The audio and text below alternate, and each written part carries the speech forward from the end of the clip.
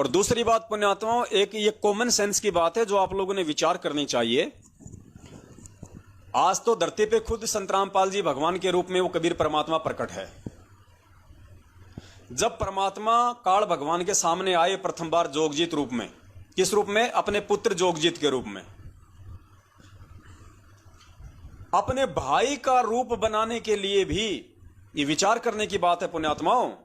इस काल भगवान ने 21 ब्रह्मांड के स्वामी ने अपने भाई जोगजीत का रूप बनाने के लिए, जोगजीत वाला रूप धारण करने के लिए भी इसने जोगजीत जी से आज्ञा लेनी पड़ी, उसने परमिशन लेनी पड़ी कि जी एक वरदान और दे दो, ये मैं आपका रूप बना सकूं। अभी आपने जो सुना सत्संग में, इसने जोगजीत जी से रूप मांगा, आज्ञा ली, पहले आदेश लिया।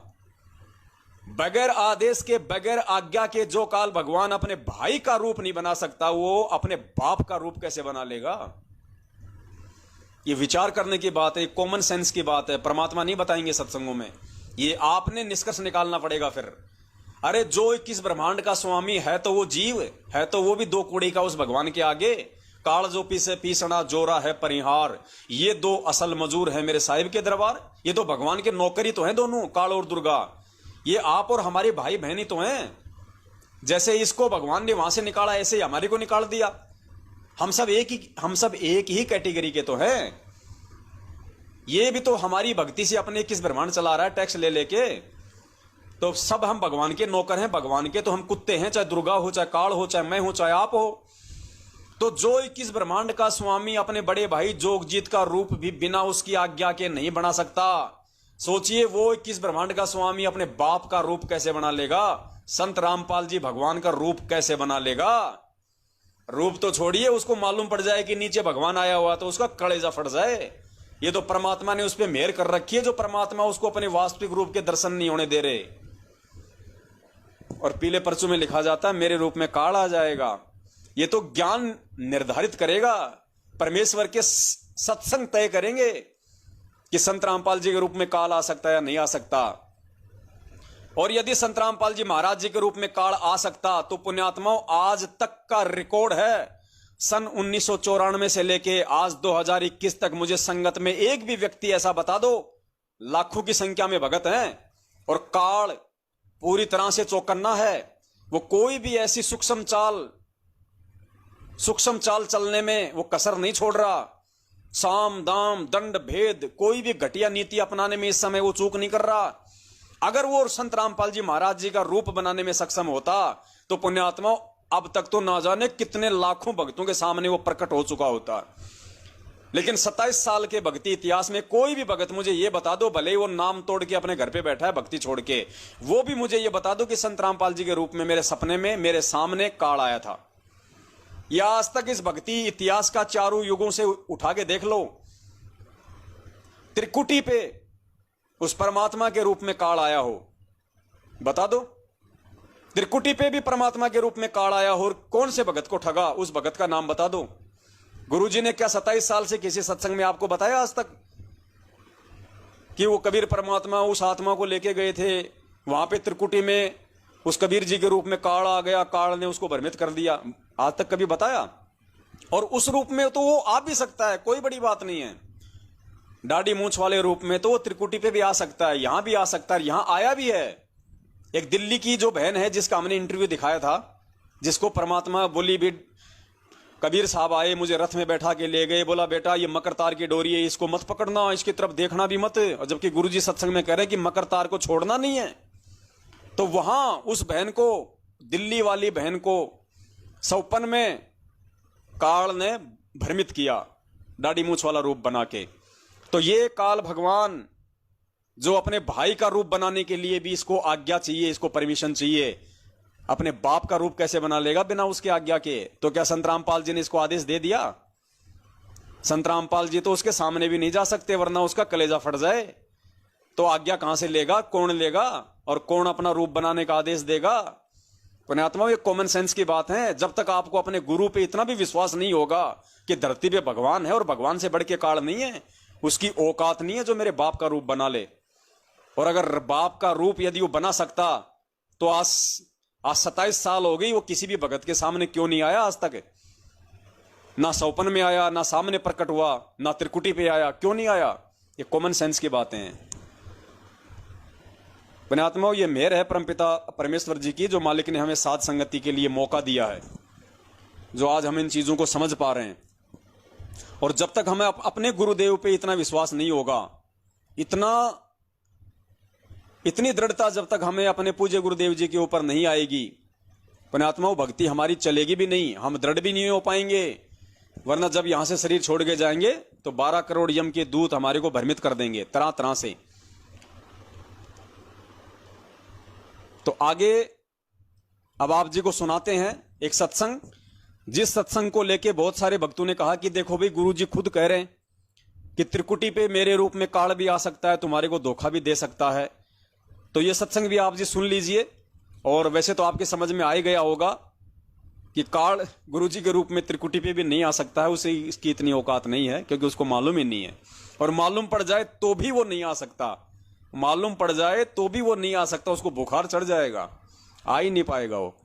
तो बहुत सारे भगत भाई बहन ये सत्संग दास को भेजते हैं कि भगत जी आप झूठ क्यों बोल रहे हो, गुरुजी तो खुद कह रहे हैं कि मेरे रूप में काल आ सकता है त्रिकुटी पे। अरे भैया, गुरुजी कह रहे हैं तो गुरुजी के कहने का मतलब समझो, गुरुजी के कहने का मतलब समझो, गुरुजी क्यों कह रहे हैं, गुरुजी क्या समझाना चाहते हैं।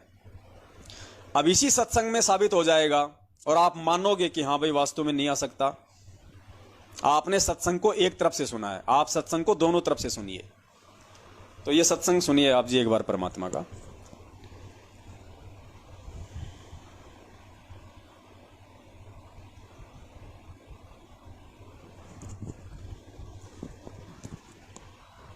आपको एक और गाइडलाइन दी जाती है, आपको एक और हिदायत दी जाती है कि जब आप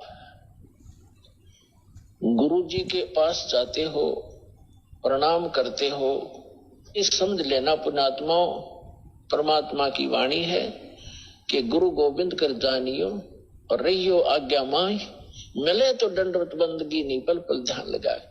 अब जैसे आप यहां से जाओगे शरीर छोड़ के, ये तो छूटेगा, आपको मालूम है सबको। हम चाहते तो नहीं है कभी मृत्यु हो, लेकिन यह तो होगी वो मालिक के आधार पे है। अब तो आप भक्त हो गए, आपकी मृत्यु तो भगवान कबीर साहब के हाथ में है। आप कहोगे तब होगी, कई बार कह लोगे जब होगी।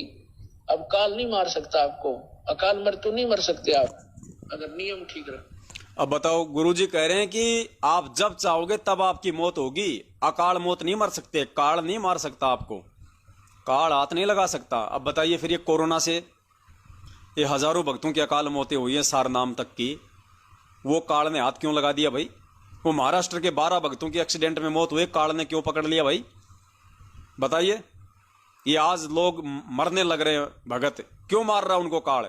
क्योंकि मैनेजमेंट खुद काल प्रेरित है, काल का एजेंट है, उसने सभी भक्तों की मर्यादा तुड़वा रखी है। कोई भी भगत परमेश्वर की मर्यादा में नहीं है, सत्सेवकों को छोड़ के, जो साध संगति से जुड़े हुए हैं।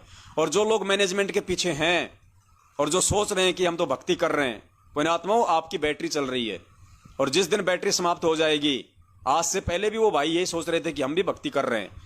अभी 4-5 दिन पहले की न्यूज आपने देखी होगी, मध्य प्रदेश के बैतूल नामदान केंद्र पे कोई राजू दास नाम का कोई सेवादार था, 30-35 साल का, एक्सीडेंट में मौत हुई उसकी, ऑन द स्पॉट वहीं मर गया। मोटरसाइकिल से उसकी लाश की फोटो भेजी है भक्तों ने, खून से लथपथ रोड पे पड़ा है, मरा हुआ। क्यों मर गया भाई?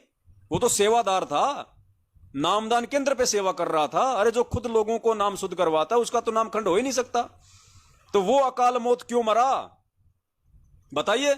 जब गुरुजी कह रहे मेरे भगत को काल हाथ नहीं लगा सकता, तो उसको किसने हाथ लगाया भाई? इतनी दर्दनाक अकाल मौत बेरहमी से एक्सीडेंट में मोटरसाइकिल से किसने मारा? पुण्यात्मा इस बहम में मत रहना, बैटरी चल रही है, जब तक चल रही है चाहे कितने कुकर्म करो भगवान हाथ ही नहीं लगाएगा। जिस दिन बैटरी डिस्चार्ज हो जाएगी उस राजू दास जैसी हालत होगी, कोई नहीं बचाएगा। और जो 90% संगत है मैनेजमेंट के पीछे चल रही है, आज उनके पास सिर्फ एक ही रास्ता है, यदि वो चाहते हैं आने वाले विनाश के समय में अपना बचाव करना, अपने परिवार का बचाव करना, सिर्फ एक ही कि साध संगति से जुड़ो और साध संगति से जुड़ के और गुरुदेव को दंडवत प्रणाम करके अपने घर से परमेश्वर से नाक रगड़ के माफी मांगो कि परमात्मा जाने अनजाने में दास से जो भी गलतियां हो गई परमात्मा उनके लिए क्षमा प्रार्थी हूं। आगे परमात्मा सौपन में भी कभी काल एजेंट सतलोक आश्रम मैनेजमेंट वालों का और आपके कलयुगी परिवार वालों का, बेटा बेटी भाई बंधु रिश्तेदारों का सौपन में भी संग नहीं करूंगा। किसी को एक ज्योति पाठ और दान के नाम पे चवन्ने नहीं दूंगा जब तक आप नहीं आ जाओगे जेल से। और परमेश्वर ज्ञान को आधार बना के अपने सत्सेवक भाई बहनों के साथ साथ संगति से जुड़ के आपकी भक्ति करूंगा। पुण्यात्माओं, तो आपका बचाव संभव है, अन्यथा इस बहम में मत रहना। उस बहम में जी रहा था वो राजू दास भी, बैतूल नामदान के अंदर सेवादार, जो 5 दिन पहले एक्सीडेंट में मरा है। वो महाराष्ट्र के भगत भी इसी बहम में जी रहे थे कि हम तो गुरुजी के दर्शनों के लिए जा रहे हैं हिसार जेल, हमारा तो गुरुजी का आदेश है तारीखों पे जाने का। फिर क्यों मरे 12 एक साथ, 3 की तो गर्दन धड़ से अलग हो गई, क्यों मरे ऐसी बेमौत। पुण्यात्मा, ये विचार करने की बातें हैं। काल भगवान बुरी तरह से हावी है संगत पे, बुरी तरह से सत्सेवकों का बाढ़ नहीं उखाड़ पाएगा वो जब तक मर्यादा में है। अगर मर्यादा कोई सत्सेवक भी तोड़ देगा, उठा ले जाएगा, छोड़ेगा नहीं। सत्सेवकों पे तो विशेष तौर से उसकी पैनी नजर है कि ये आत्माएं मेरे जाल से बाहर कैसे हैं। तो सत्सेवकों को तो और ज्यादा विशेष मर्यादाओं में रहने की आवश्यकता है। सत्सेवकों ने तो जरा सी भी मर्यादा भंग की तुरंत कान पकड़ के ले जाएगा, ध्यान रखना।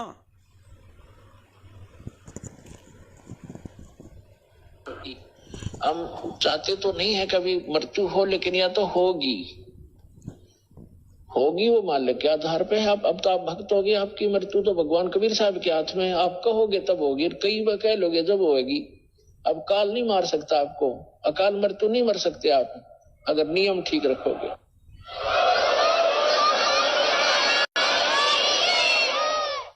तो ये तो हमने यहाँ से जाना पड़ेगा। जब आप यहाँ शरीर छोड़कर जाओगे तो ऊपर जाकर के जहां भी आप देखोगे ये दास के रूप में वो कबीर परमेश्वर आपको खड़े दिखाई देंगे। और जो काल के दूत यहाँ संत आए हैं उनके रूप में वो काल उनका रूप होगा, लेकिन काल ध्यान से सुनना पुण्यात्मा। यहाँ पे परमात्मा ज्ञान आधार से आपको बातें बता रहे हैं कि जब आप ये शरीर छोड़ के ऊपर जाओगे त्रिकुटी पे, तो गुरुदेव कह रहे हैं कि आपको मेरे रूप में तो मिलेंगे कौन? कबीर भगवान, यानी खुद वहां पे अपने गुरुजी ही मिलेंगे और कोई कबीर भगवान नहीं है। संत रामपाल जी महाराज जी के अलावा दूसरा और कोई कबीर भगवान नहीं है। ये तो परमात्मा एक भगत की भूमिका में है, इसलिए अपने आप को छुपाते हैं। तो गुरुदेव कह रहे हैं कि मेरे रूप में तो आपको मिलेंगे वहां पे कबीर भगवान, यानी संत रामपाल जी महाराज जी का ही रूप मिलेगा हमें तो। और जो काल के जो संत होंगे, जो काल के भेजे हुए जो संत हैं, जैसे दुनिया भर के जो नकली जो 12 ये कबीर पंथ चल रहे हैं, और ये राधा स्वामी, धन धन संत गुरु, जय गुरुदेव, निरंकारी, एस कौन फैस कौन, पता नहीं कितने जो ग्रुप चल रहे हैं, दुनिया भर के जो नकली गुरु बने बैठे, ये सब उस काल के गुरु हैं, काल के संत हैं, काल के द्वारा भेजे गए गुरु हैं। तो काल का जो साधक होगा उसको मिलेगा उस काल के संत के रूप में काल वहां पे। यानी जैसे राधा स्वामी वालों का जो गुरु है, तो वहां पे जब राधा स्वामी वाला कोई भगत वहां जाएगा त्रिकुटी पे, तो वहां पे उसका गुरु नहीं मिलेगा, उसके गुरु के रूप में काल बैठा मिलेगा उसको, और वो उसको भ्रमित करके ले जाएगा। ऐसे ही हम जब जाएंगे त्रिकुटी पे तो हमें अपने गुरुजी मिलेंगे वहां पे, हमें परमात्मा मिलेंगे, अपने सतगुरुदेव जी मिलेंगे वहां पे। तो ये दो बातें गुरुजी यहां पे साफ कर रहे हैं, क्लियर है। यानी काल जो कबीर जी का जो भगत है, संत रामपाल जी का जो भगत है, उसका रूप नहीं बना पाएगा। पहले गुरुजी ने स्पष्ट कर दिया कि नकली संतों के रूप में तो मिलेगा वहां पे काल, और मुझदास के रूप में मिलेगा वो कबीर भगवान। यानी खुद वहां पे अपने को गुरुजी ही मिलेंगे, गुरुजी का ही रूप दिखाई देगा। ये तो है बिल्कुल बात 100/100 क्लियर। अब आगे गुरुजी इसमें क्या कहेंगे? आगे गुरुजी कहेंगे कि आपको एक और हिदायत दी जाती है। ये जो हिदायत है पुण्यात्माओं, ये गुरुजी की अपनी तरफ से है, क्योंकि गुरुजी कह रहे हैं कि आपको अब यहां एक और हिदायत दी जाती है। ये हिदायत कबीर सागर से नहीं है, ये हिदायत गरीबदास जी के ग्रंथ साहिब से नहीं है, ये हिदायत गुरुजी अपनी तरफ से दे रहे हैं। और वो हिदायत गुरुजी अपनी तरफ से क्यों दे रहे हैं, ये दास आपको आगे बताएगा।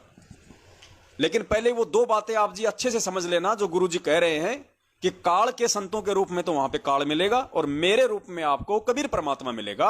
फिर गुरुजी कह रहे हैं कि आपको एक और हिदायत दी जाती है, यानी शास्त्रों से हटके अपनी तरफ से गुरुजी एक हमें और हिदायत देते हैं। वो क्यों देते हैं? अकाल मृत्यु नहीं मर सकते आप अगर नियम ठीक रखोगे।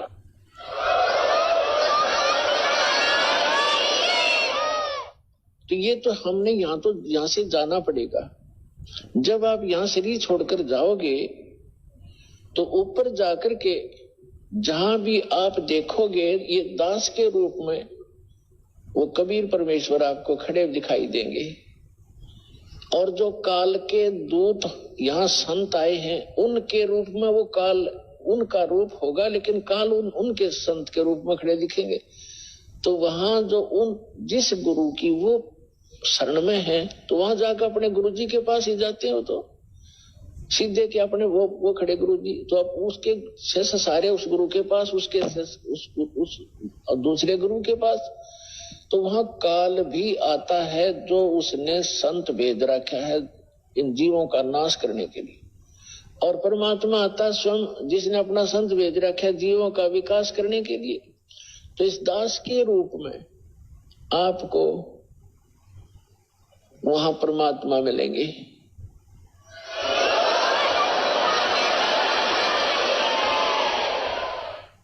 और आपको एक और गाइडलाइन दी जाती है।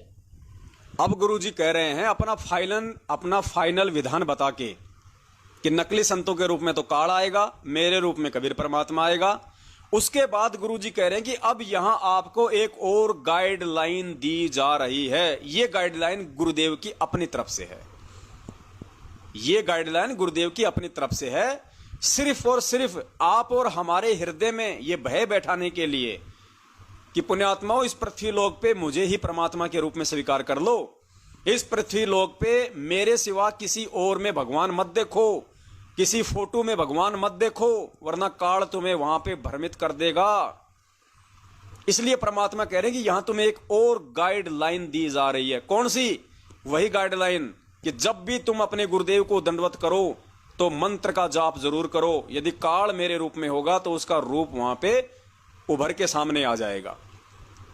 तो ये भय बैठाने के लिए पुण्यात्माओं, आप और हमारे हृदय में ये जमाने के लिए कि इस पृथ्वी लोक पे रहते सहते मुझ रामपाल दास को कोई सामान्य व्यक्ति, सामान्य संत महात्मा मत समझो। मुझे कबीर परमेश्वर मान के मेरे साथ व्यवहार करो, मेरे साथ रहो, ताकि तुम्हें काल वहां पे भ्रमित ना कर सके। वरना यदि तुम्हारी आस्था यहां पे मेरे से हटकर किसी और में रही, और दूसरी आस्था पुण्यात्मा और रहेगी किसमें? अगर गुरुजी में हमारी पूरी आस्था नहीं है, गुरुजी को यदि हम पूर्णतया भगवान यहां पृथ्वी लोक पे नहीं मान रहे, तो दूसरे को हम मानेंगे किसको? ब्रह्मा विष्णु महेश को तो मान नहीं सकते। किसको मानेंगे? कागज वाली फोटो को, दाढ़ी मूछ वाली फोटो को ही हम भगवान मानेंगे फिर गुरुजी के अलावा, और किसी को नहीं मान सकते। तो गुरुजी फिर कह रहे हैं कि फिर वहां पे तुम्हें काल ठग लेगा, फिर वहां पे काल ठग लेगा दाढ़ी मूछ वाले रूप में आके। और भगत भी, और गुरुजी भी उस भगत की परीक्षा ले सकता है। ऐसे कमजोर भगत की जिसने 2 नावों में आजीवन सवारी की है, गुरुजी को भी मानता रहा, कागज की फोटो को भी मानता रहा, ऐसे भगत की खुद संत रामपाल जी महाराज ही, वो कबीर परमात्मा ही काल का रूप धारण करके उसको फेल करने के लिए, उसको अपनी औकात याद दिलाने के लिए कि बेटा मैंने क्या हिदायत दी थी नीचे, तूने फॉलो नहीं किया ना, तो कागज की फोटो का भी तू प्रकट दिवस तू मनाता रहा, और मेरे को भी तुम मेरे गुरुदेव भगवान की ताड़ी पीटता रहा संध्या आरती में। लेकिन ना तो तूने मुझे भगवान माना, ना तूने कागज की वाली फोटो को माना। बेटा 2 नावों की सवारी की थे ना, ले अब नीचे पटक। तुरंत काल का रूप दिखा के परमात्मा नीचे पटक देगा, क्योंकि विधान परमात्मा ने पूरा करना पड़ेगा। तो सुनिए परमात्मा जीवों का विकास करने के लिए। तो इस दास के रूप में आपको वहां परमात्मा मिलेंगे।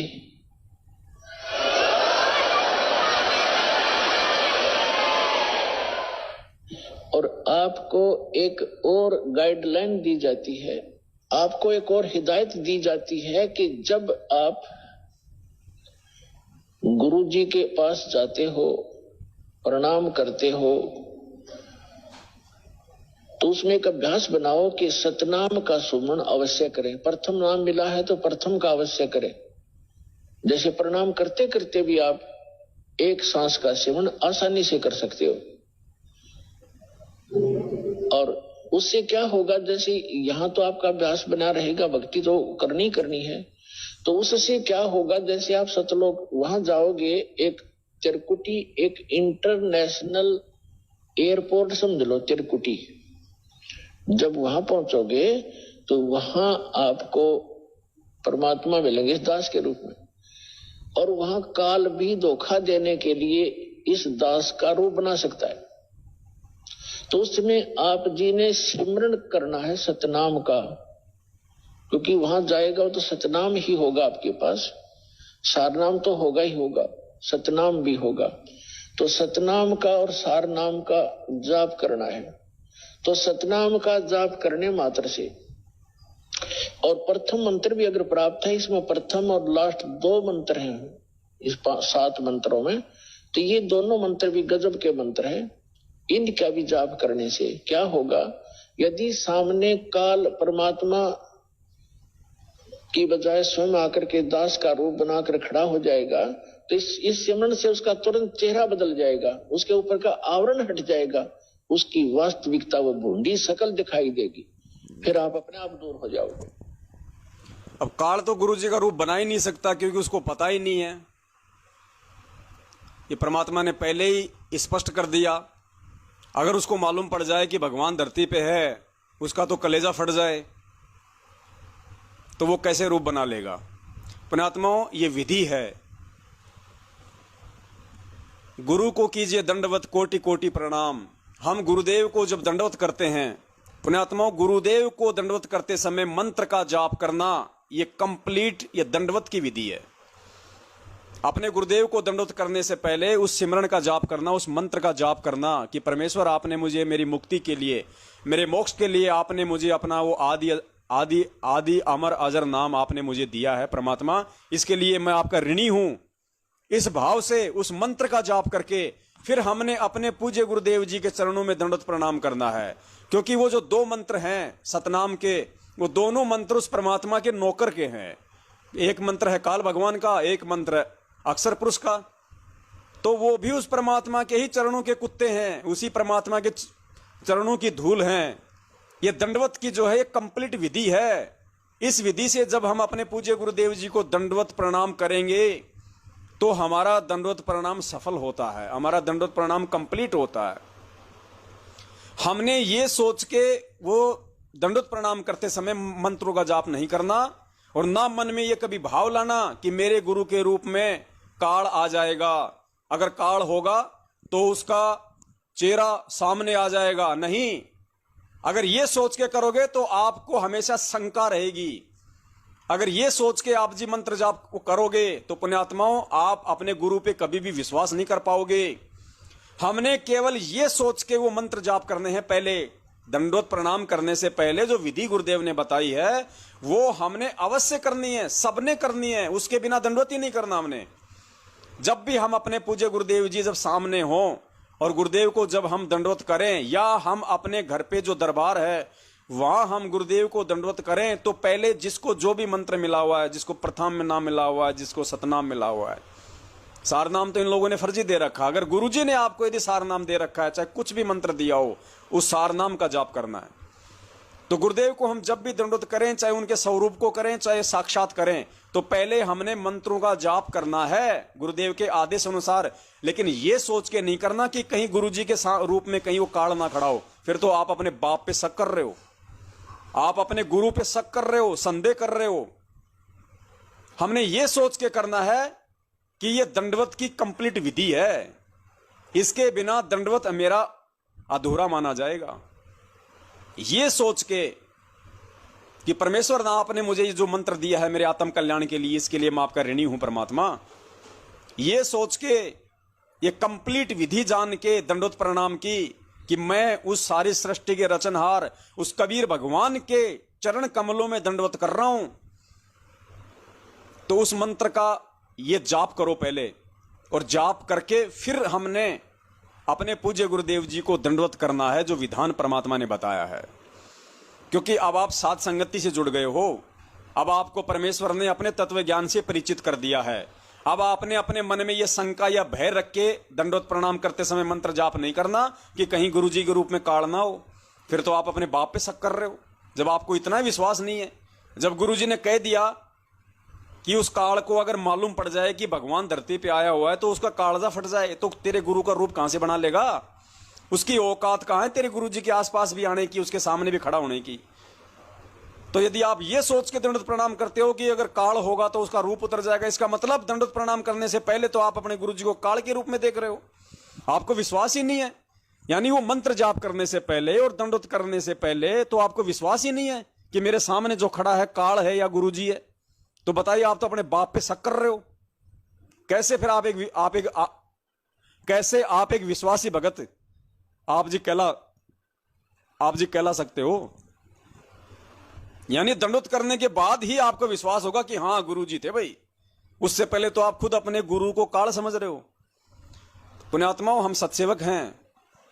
हमारी रग रग में, हमारी नस नस में यह समा जाना चाहिए कि धरती पे कबीर भगवान प्रकट है, गुरुदेव कबीर परमेश्वर हैं, भगवान है धरती पे मेरा गुरु, ये मेरा सौभाग्य है। काल तो आसपास भी नहीं फटक सकता, ना सौपन में, ना धरती पे, ना त्रिकुटी पे। ध्यान रखना। तो हमने केवल अपने पूज्य गुरुदेव जी के प्रति ही अपना समर्पण भाव रखना है। अपनी श्रद्धा, अपनी लगन, अपनी निष्ठा, सब कुछ। कागज की फोटो को हमने घर में कोई स्थान नहीं देना है, क्योंकि वो रूप परमात्मा का नहीं है। गुरुदेव ने स्पष्ट कर दिया अपने सत्संगों में। और वो रूप हमने इसलिए भी नहीं रखना क्योंकि वो रूप में काल हमें भ्रमित भी कर सकता है, उस रूप में काल हमें ठग भी सकता है। और वो रूप हमारे घर में रहेगा तो जरूर हमारी उसमें आस्था रहेगी। इसलिए हमने उस फोटो को बिल्कुल वहां से हटा देना है। यदि किसी के दरबार में दाढ़ी मूछ वाली फोटो है तो ससम्मान उसको वहां से हटा देना है। बहते हुए जल में उसको परवाह कर देना है। कहीं आते जाते समय बहते हुए नहर में या नदी में उसको परवाह कर देना है। किसी नाले में परवाह नहीं करना, गंदे नाले वाले में नहीं। जो बहता हुआ जो पानी होता है, नहर है, कोई नदी है, वहां हमने उसको जल परवाह कर देना है। और केवल अपने मन मंदिर में, अपने दरबार में, अपने घर पे, अपने दिलो दिमाग में, अपने अंतरात्मा में अपने पूज्य गुरुदेव जी को ही बैठा के रखना है। और जिस घट में आपका गुरु बैठा है, फिर काल की क्या औकात? उस घट में काल आ जाए, क्या औकात फिर? और आज तक आया है तो कोई एक तो बता दो, कोई 27 साल में अगर काल ये रूप बनाने में सक्षम होता या काल किसी भगत के सौपन में आने में सक्षम होता तो 27 साल हो गई, किसी एक के तो आया होता। कोई एक भी तो बता दो खड़ा होके सत्संग में या संगत में कि साहब गुरुजी के रूप में काल आए थे। कोई तो बता दो। पुण्यात्माओं, इतना विश्वास होगा तब ये भक्ति आगे चलेगी। अगर हम गुरुजी को सामान्य व्यक्ति मान के चलेंगे, कबीर परमात्मा का भेजा हुआ दूत मान के चलेंगे, संदेश वाहक मान के चलेंगे, तो हो गई हमारी भक्ति पूरी। फिर तो ये जो हिदायत जो दी है हमें परमात्मा ने कि दंडवत करते समय आपने मंत्र का जाप करना है, वो सिर्फ और सिर्फ इसलिए कि हमारा दंडवत कंप्लीट हो। क्योंकि जब हम मंत्र का जाप वो करेंगे, सतनाम का जब हम जाप करेंगे अपने गुरुदेव को दंडवत करते समय, तो गुरुजी ने क्या बताया? सतनाम का जाप होता है 3 विधि से, सुरति, नृत्य, मन और पवन। 4 विधि से, सुरत, नृत्य, मन और पवन। यानी सारा जो ध्यान है वो उन मंत्रों पे होगा और अपने गुरु चरणों में होगा। तो इतने ध्यान से जब हम अपने गुरुदेव को दंडवत करेंगे तो वो कंप्लीट दंडवत माना जाता है। उसका लाभ मिलता है, उस दंडवत का लाभ मिलता है फिर हमें। ये दिन में 20 बार हम जो दंडवत करते हैं, उठते बैठते, इसका कोई लाभ नहीं है। दंडवत की कुछ मर्यादाएं हैं। आधीनी के साथ, विनम्रता के साथ गुरु को भगवान मान के दंडवत करोगे। उन मंत्र, जो भी मंत्र आपको मिला है, पहले उस मंत्र का जाप करके, जिस भी विधि से वो मंत्र जाप किया जाता है, सुरति, नृत्य और मन से जो प्रथम नाम है, सुरति, नृत्य, मन और पवन से जो है सतनाम बताया गुरुजी ने, और जिनको सार नाम दिया है परमात्मा ने, उसकी क्या विधि बताई है। उस विधि से जब हम एकाग्रचित होके अपने गुरुदेव के चरण कमलों में ध्यान लगा के जब हम उनको दंडवत करेंगे, तब वो दंडवत की जो वो यज्ञ है, उस यज्ञ का हमें फल मिलेगा। और इस भाव से जब हम गुरुदेव को हम दंडवत करेंगे तो काल आपके घट में समा ही नहीं सकता। और काल तो वैसे आ ही नहीं सकता, परमात्मा ने स्पष्ट कर दिया, कलेजा फट जाएगा, कलेजा। अब एक उदाहरण और देते हैं आपको कि स्वयं वो परमात्मा ही अपने कच्चे पक्के से भगत की परीक्षा लेने के लिए ज्योति निरंजन का रूप बना लेता है, क्योंकि परमात्मा समर्थ है, ये किसी का भी रूप बना सकता है, इसको आज्ञा लेने की आवश्यकता नहीं है। संत रामपाल जी महाराज जी को, यानी उस कबीर परमात्मा को काल का रूप बनाने की परमिशन लेने की आवश्यकता नहीं है। वो ब्रह्मा विष्णु महेश का रूप बना सकता है, वो किसी का भी रूप बना सकता है, देवी देवता का रूप बना सकता है, अपने भगत का रूप बना सकता है। जब शंकर भगवान के पीछे हाथ में लेके वो कड़ार भस्मासुर भाग रहा था उसको मारने के लिए, तो पीछे से पार्वती का रूप बना के भस्मासुर को किसने भस्म किया? पार्वती का रूप किसने बनाया? कबीर परमात्मा ने, संत रामपाल जी भगवान ने। तो क्या पहले शंकर जी से आज्ञा ली थी परमात्मा ने कि भाई तेरी औरत का रूप बना सकता हूं? नहीं बना सकता। ली थी आज्ञा? परमात्मा ये खेल है, परमात्मा समर्थ है, वो चाहे जिसका रूप बना ले, उसको आज्ञा लेने की आवश्यकता नहीं है। हिरणाकुश की छाती फाड़ने के लिए परमात्मा ने नरसिंह रूप धारण किया, तो क्या परमात्मा ने किसी से आज्ञा ली थी? परमात्मा ये समर्थ भगवान है, ये किसी का भी रूप बना सकता है। और एक सत्संग दास ने आपको सुनाया था गुरुदेव का, आदरणीय गरीबदास जी महाराज जी का। जब गरीबदास जी महाराज जी ने वो लगान नहीं दी राजा को, तो राजा ने गरीबदास जी महाराज जी को और कुछ किसानों को अपने वहां पे दरबार में बुलाया और वहां पे उनको भूखे शेर के सामने डाल दिया। गरीबदास जी महाराज जी को एक आम व्यक्ति समझ के, हरियाणा का एक जाट समझ के, एक किसान समझ के। तो गुरुदेव ने बताया उस सत्संग में कि वो जो शेर था वो गरीबदास जी महाराज जी के सामने आते ही वो कुत्ते की तरह बैठ गया और पूंछ हिलाने लग गया और उनके पैरों को चाटने लग गया। लोग ये देख के हैरान हो गए। उसी समय गरीबदास जी महाराज जी, जितने भी लोग वहां पे जो वो तमाशा देखने के लिए आए हुए थे, राजा रानी सब, जो जिसकी पूजा करता था, जो जिसको अपना इष्ट भगवान मानता था, उसी के रूप में गरीबदास जी ने सबको दर्शन दिए। मान लीजिए कोई हनुमान का पुजारी था तो गरीबदास जी उनको हनुमान जी के रूप में दर्शन दे रहे हैं। कोई श्याम जी का पुजारी था तो श्याम जी के रूप में, कोई बालाजी का पुजारी तो बालाजी के रूप में, कोई भैरू जी की पूजा करता तो भैरू जी के रूप में दिखाई दिए। और फिर क्या बताया गुरुदेव ने कि राजा को गरीबदास जी महाराज जी ने काल का रूप दिखाया। तो ये समर्थ भगवान है, काल का रूप क्यों नहीं बना सकता? ये महाकाल का रूप बना सकता है। ये तो अक्षर पुरुष के लोक में भी दिन में पता नहीं कितनी लीलाएं करता है। ये समर्थ भगवान है। अब एक सत्संग सुनाते हैं आपको। इस सत्संग से बिल्कुल आपको ये क्लियर हो जाएगा कि परमात्मा ही सारे खेल खेलता है। यदि त्रिकुटी पे अपने भगत के सामने, कौन से भगत के सामने जो कच्चा पक्का सा होगा, जो पृथ्वी लोक पे अपने गुरु को भगवान नहीं मान पाया होगा, जो पृथ्वी लोक पे संत रामपाल जी महाराज जी का जो प्रकट दिवस नहीं मनाएगा, जो साध संगति से जुड़ के ज्ञान को आधार नहीं बनाएगा, उस भगत को नीचे वापस पटकने के लिए अपने विधान अनुसार, जो आज गुरु जी कह रहे हैं कि मेरे रूप में काल आ सकता है, तो परमात्मा जो कह रहे हैं उसको परमात्मा सच भी करके दिखाएंगे। ठीक है? तो उस रूप में उस कच्चे पक्के से भगत को जब वो त्रिकुटी पे जाएगा, जो पृथ्वी लोक पे पूर्णतया जो भगत नहीं बना है, अपने इस विधान अनुसार कि मेरे रूप में वहां पे काल आ सकता है, जो अपने गुरु पे समर्पित नहीं होगा, तो खुद ये कबीर परमात्मा, खुद ये संत रामपाल जी महाराज ही काल का रूप धारण करके अपने उस विधान अनुसार उस भगत को फिर नीचे पटकेगा। सुनिए आप जी अब एक सत्संग।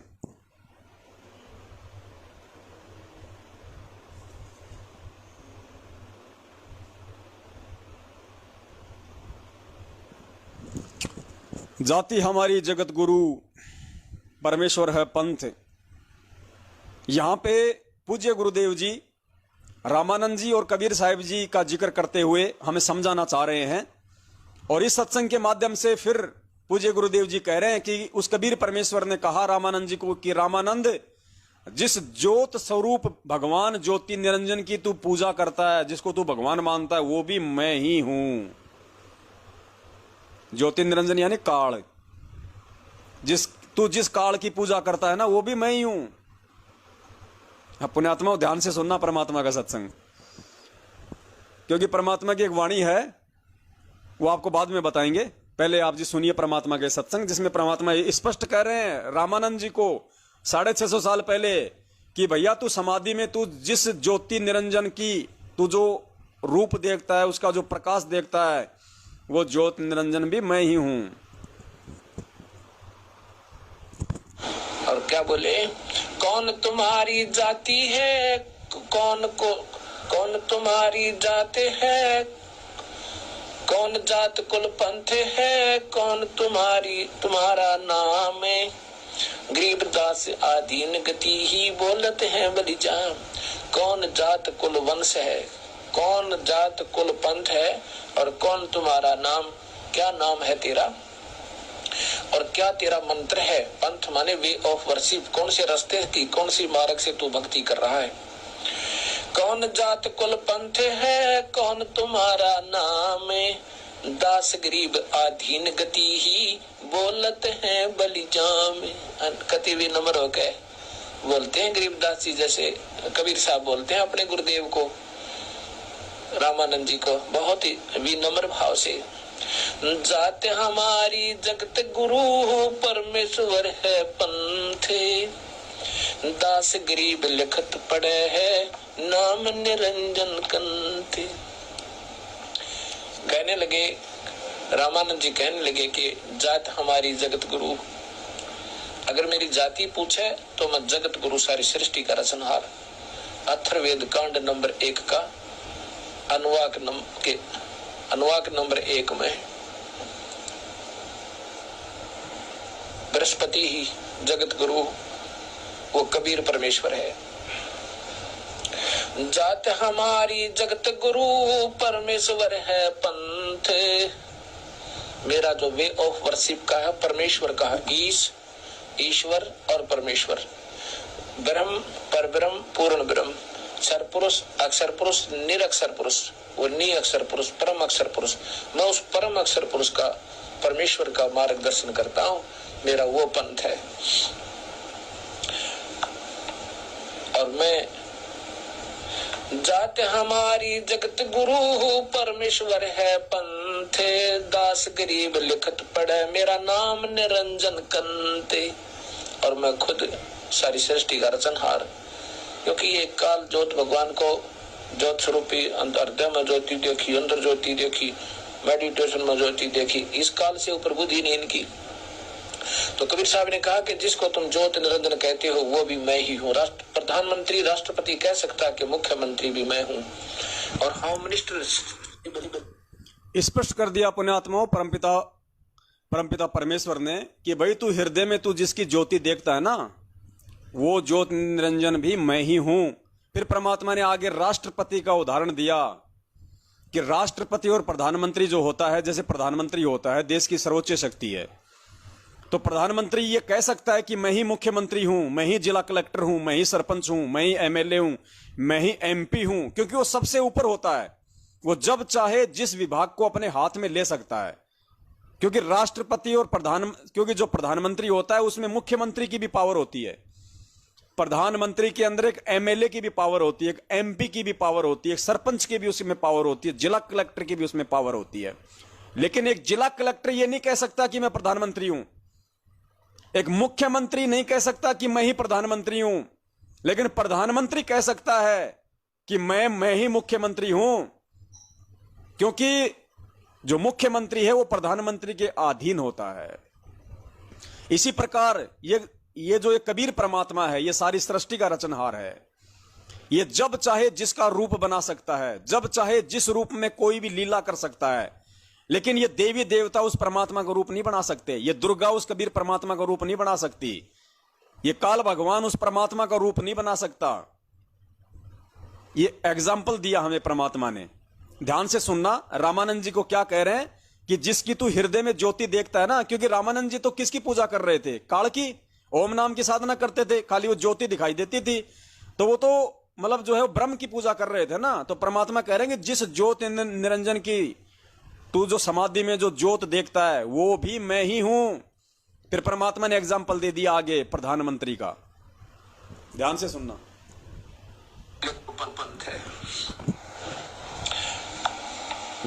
और मैं जात हमारी जगत गुरु परमेश्वर है पंथ, दास गरीब लिखत पड़े मेरा नाम निरंजन कंते। और मैं खुद सारी सृष्टि का रचनहार, क्योंकि ये काल ज्योत भगवान को ज्योत स्वरूपी हृदय में ज्योति देखी, अंदर ज्योति देखी, मेडिटेशन में ज्योति देखी, इस काल से ऊपर बुद्धि नहीं इनकी।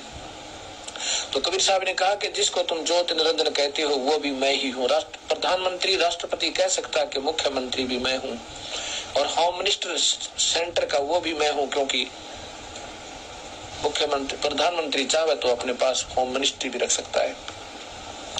इस भाव से कहते हैं प्रधानमंत्री चाहे तो अपने पास में होम मिनिस्ट्री भी रख सकता है, अर्थात कबीर परमात्मा चाहे तो काल का रूप भी बना सकता है, दुर्गा का भी बना सकता है।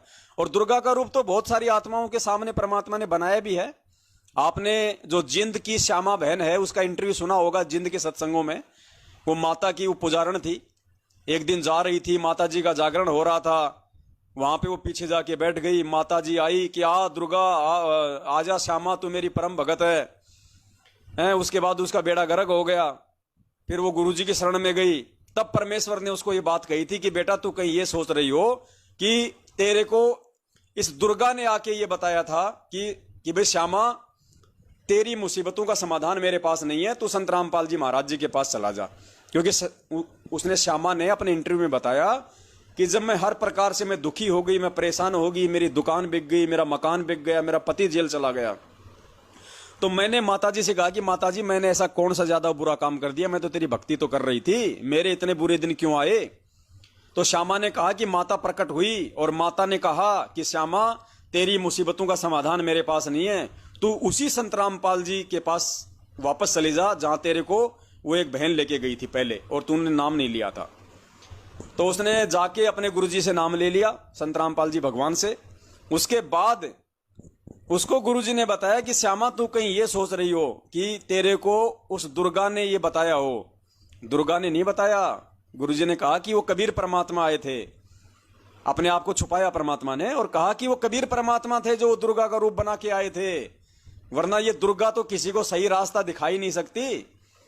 परमात्मा क्या कहते हैं, कंठ कमल में बसे अविद्या, अविद्या यानी ये दुर्गा माई, कंठ कमल में बसे अविद्या ज्ञान ध्यान बुद्धि नाश ही। ये तो हमारी ज्ञान ध्यान और बुद्धि का सत्यानाश करती है काल भगवान के आदेश से। इसको तो भ्रमित करने की सेवा दी हुई है। काल भगवान ने आदेश दे रखा है कि इन जीवों को तोड़ मरोड़, इनको भ्रमित कर, इनकी बुद्धि इनकी भ्रष्ट कर दे, कोई भक्ति ना कर ले, किसी को भगवान का ना पता चल जाए, उस मार्ग का ना पता चल जाए। तो दुर्गा कैसे सही रास्ता दिखा सकती है कि तू संत रामपाल जी भगवान के वहां चले जा। इसको तो पता ही नहीं कि कौन संत रामपाल जी भगवान है, कहां आके अपना ज्ञान दे रहा है। इसकी तो जो ड्यूटी है वो भगवान ने हमें बता दी कि कंठ कमल में बसे अविद्या ज्ञान ध्यान बुद्धि नाश ही। हम रोज पढ़ते हैं, हम नित्य नियम में कंठ कमल में बसे अविद्या ज्ञान ध्यान बुद्धि नाश ही। ये तो हमारे ज्ञान ध्यान और बुद्धि का नाश करती है। ये कैसे मार्ग दिखा देगी। तो वो कबीर परमात्मा है जिसने दुर्गा का रूप बनाया और श्यामा को सही रास्ता दिखाया। ऐसे ही वो परमात्मा जब चाहे काल भगवान का वो त्रिकुटी में रूप बना ले, जब चाहे यहां रूप बना ले, उसकी अपनी मौज, उसकी अपनी मर्जी।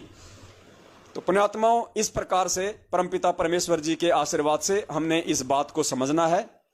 और जब तक हमारे हृदय में इतना विश्वास भी नहीं होगा अपने गुरुदेव के प्रति कि धरती पे मेरे गुरुदेव के अलावा कोई भगवान नहीं है, कोई परमात्मा नहीं है, और ये मेरा परम सौभाग्य है जो परमात्मा ने मुझे अपनी शरण में लिया, परमेश्वर ने मुझे दीक्षा दी, परमात्मा ने मुझे ये भक्ति का सौभाग्य दिया, परमेश्वर ने मुझे अपने चरण कमलों में जगह दी, अपने चरणों में परमात्मा ने मुझे धूल समझ के जगह दी। और पुण्यात्माओं, इस भगवान को दंडोत करते समय यदि हम ये शंका करेंगे कि पता नहीं सामने खड़ा हुआ व्यक्ति मेरा गुरुजी है या काल भगवान है, तो हम काहे की भक्ति करेंगे। हम काहे के भगत हैं। हम जिंदगी में कभी सतलोक नहीं जा पाएंगे। हमने अटूट श्रद्धा, अटूट विश्वास, अटूट समर्पण अपने गुरुदेव के प्रति लाना है, अपने दिल में, अपने दिमाग में। और किसी के लिए इस हृदय में कोई जगह नहीं होनी चाहिए, कोई जगह नहीं होनी चाहिए। जिस घट में भगवान बैठ गया वो घट मंदिर बन गया, मंदिर। उस मंदिर में तो रोंग विचार भी नहीं आने चाहिए। उस घट में तो किसी अन्य के लिए कोई जगह भी नहीं होनी चाहिए। अरे जब हम मर्यादा में हैं, हम गुरुदेव के कहे अनुसार भक्ति कर रहे हैं, हम गुरुदेव के सत्संग रूपी वचनों पे चल रहे हैं, हम किसी भी पेड़े पर्चे को नहीं मानते, हम किसी फर्जी ऑडियो को नहीं मानते, हम गुरुजी के सत्संगों को मानते हैं। तो ऐसे भगत के रूप में, ऐसे भगत के पास में काल आ कैसे जाएगा। और आ गया तो उसका बिगाड़ क्या लेगा। आ गया तो बिगाड़ क्या लेगा। पहली बात तो आ ही नहीं सकता, और आ गया तो काल तो आ नहीं पाएगा। अगर आपकी कोई परीक्षा लेगा तो आपका गुरु लेगा कि देखिए आपको मेरे ऊपर आपको कितना विश्वास है। और काल यदि किसी दूसरे रूप में आ गया तो आपका बिगाड़ क्या लेगा, क्योंकि वो तो भ्रमित करने की कोशिश करेगा, वो तो डराने की कोशिश करेगा, इस मार्ग से पथ भ्रष्ट करने की कोशिश जरूर करेगा। चाहे वो किसी और रूप में करे, आपके मित्र के रूप में करे जिससे आप बहुत ज्यादा यारी दोस्ती निभा रहे हैं, या उस राजनेता के रूप में करे जिसको आजकल आप जी वोटिंग कर रहे हैं, या किसी ऐसे जाट के रूप में आ जाए जिसको आपने आरक्षणों में समर्थन दिया था, उन रूप में तो वो आ सकता है। आपके यार दोस्त रिश्तेदारों के रूप में तो आ सकता है जिनके ऊपर आप जी पूरी तरह से आश्रित हैं। आपके किसी ऐसे मित्र के रूप में भी आ सकता है काल, जिस मित्र के ऊपर आप बहुत ज्यादा आसक्त हैं।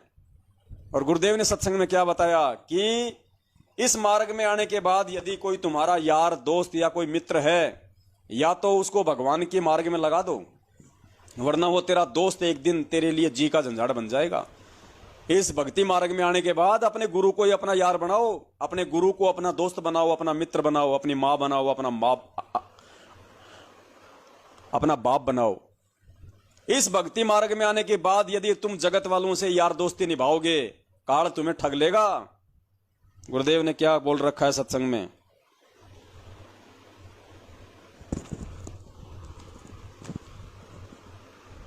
अगर तुम्हारी किसी यार दोस्त में भी कोई आस्था रह गई यहां पे, तो त्रिकुटी पे काल तुम्हारी उसी यार दोस्त का रूप बना के ठग लेगा तुम्हें, ध्यान रखना। वही व्यक्ति विचलित होगा जो गुरुदेव से प्यार नहीं करता, जो गुरुदेव पर पूर्ण आश्रित नहीं है।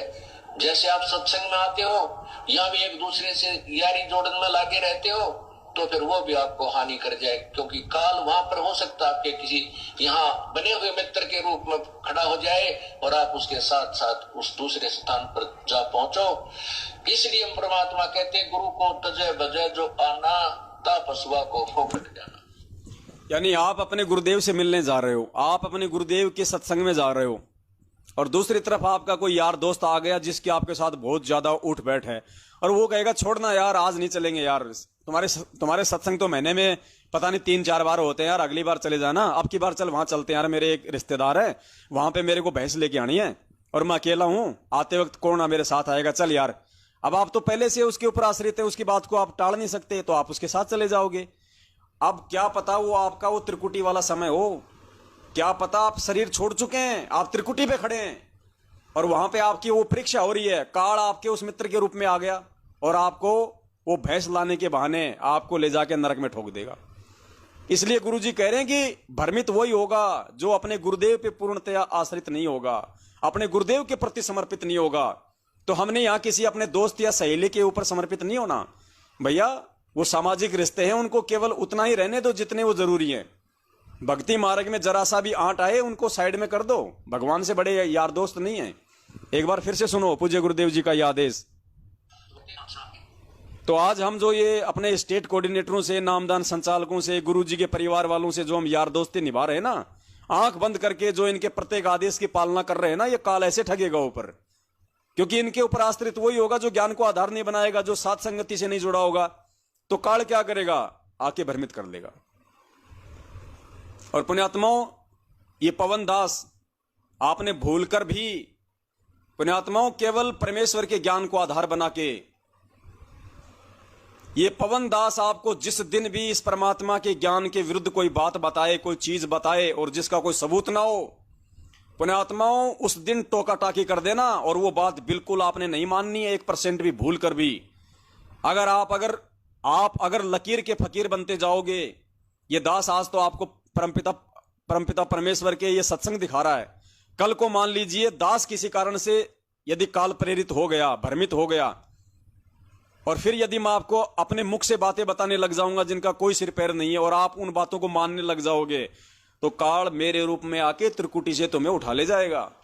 क्योंकि तुम्हारी आदत बन जाएगी कि पवन दास जो बोल रहा है बिल्कुल सही बोल रहा है, और बिना प्रमाणों के तुमने मेरी बात पे तुमने यकीन कर लिया, गुरुदेव के ज्ञान को आधार तुमने बनाया नहीं, तो मेरे रूप में आके भी तुम्हें काल वहां से उठा ले जाएगा। अर्थात तुम्हारे किसी भी यार दोस्त और मित्र का रूप बना के वो तुम्हें भ्रमित कर सकता है।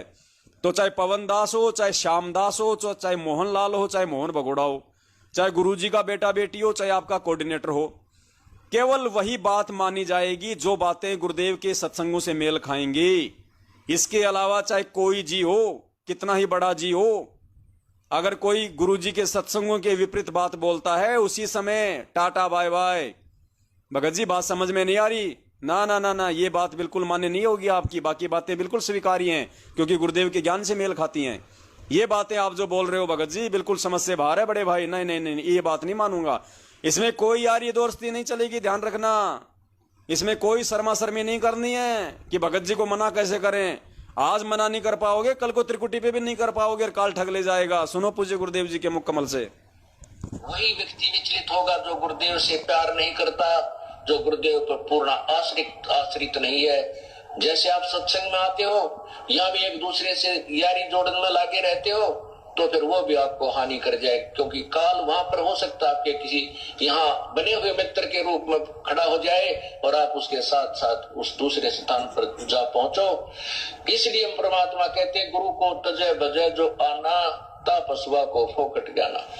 तो पुण्यात्माओं, साथ संगति का मतलब यही है कि हमारे अंदर कोई भी वीक पॉइंट ना रह जाए। जब हमारा समय आ जाए, जब हमारा ऊपर चलने का समय हो, तो कोई भी वीक पॉइंट ना रहे, काल किसी भी तरीके से हमारे को ठग ना पाए।